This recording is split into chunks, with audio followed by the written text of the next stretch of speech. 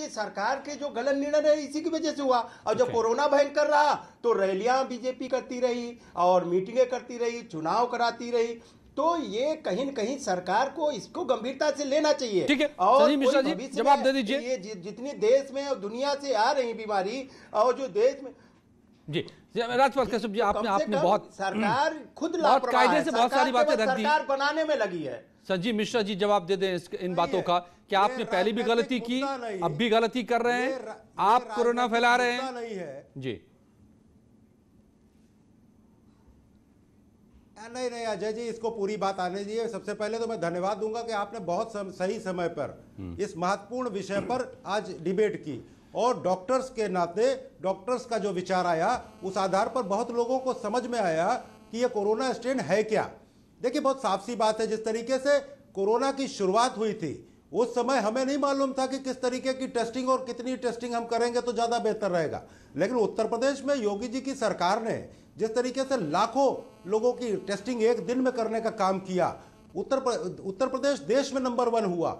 और आज भी कोरोना स्ट्रेन से कोई बहुत ज्यादा डरने की जरूरत नहीं है नागरिकों को। जिस तरीके की बात आ रही है तो अब ये सिंगल रूम आइसोलेशन में उन मरीजों को रखा जा रहा है।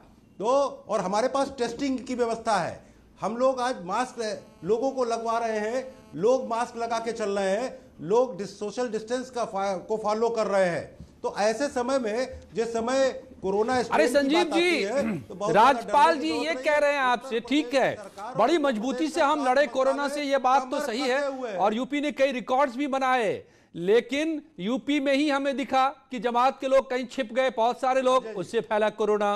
तो फिर पत्थरबाजी भी होती रही, जो कोरोना फाइटर्स थे उन पर, वो भी तस्वीरें हमने देखी। और अब देश में 20 मामले, 10 मामले अकेले यूपी में पहुंच गए ये ब्रिटेन के नए स्ट्रेन का। इनको क्यों नहीं रोका जा सका? नहीं, ये मैं स्वीकार करता हूं इस बात को, लेकिन जिस तरीके से जो ब्रिटेन से लोग आए हैं उनकी टेस्टिंग की जा रही है, उनके से संपर्क में आने वाले लोगों की टेस्टिंग की जा रही है। दावे के साथ कहता हूं मैं कि कोरोना स्ट्रेन के मामले में उत्तर प्रदेश की सरकार ने कमर कस रखी है और हर तरीके की व्यवस्था से चुस्त और दुरुस्त है। स्वास्थ्य विभाग भी पूरी तरीके से मेंटेन किए हुए है, और आने वाले समय में जी कोरोना स्ट्रेन से भी जी doctor Bhargav, I am coming to you sir, just give me 2 minutes. केवल ये चीज है कि जनता को भी सहयोग करना पड़ेगा, सोशल डिस्टेंसिंग को फॉलो करना पड़ेगा, मास्क लगा के चलना पड़ेगा। निश्चित रूप से हम कोरोना स्ट्रेन से भी लड़ाई लड़ करके जीतेंगे।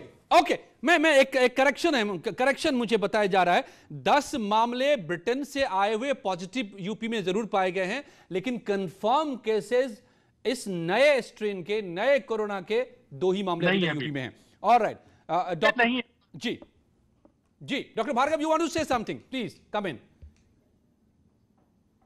तो सर एक बात अजय जी, ये बात भी समझना जरूरी है कि गवर्नमेंट ने तो अपनी टेस्टिंग बढ़ा दी, पोर्ट्स पे, एयरपोर्ट पे जैसी ही एडवाइजरी आई उसी प्रकार से टेस्टिंग बढ़ गई और जीनोमिक लैब्स बढ़ा दी गई। एनआईवी हो, वो सीसीएमबी हैदराबाद हो या वो बैंगलोर की लैब हो, जिसने जीनोमिक टेस्टिंग 3 से 4 दिन में करके बता दिया कि नया स्ट्रेन है या नहीं है। अगर 114 लोग पॉजिटिव आए, सिर्फ अभी 26 लोग ही नए स्ट्रेन से ग्रसित पाए गए हैं। पर इसमें सबसे बड़ी भागीदारी, जो हम पहले भी बोलते थे, वो लोगों की है। सरकार आपको बता सकती है, यहाँ पे आपको अपना संवेद दिखाना जरूरी है, संयम दिखाना जरूरी है।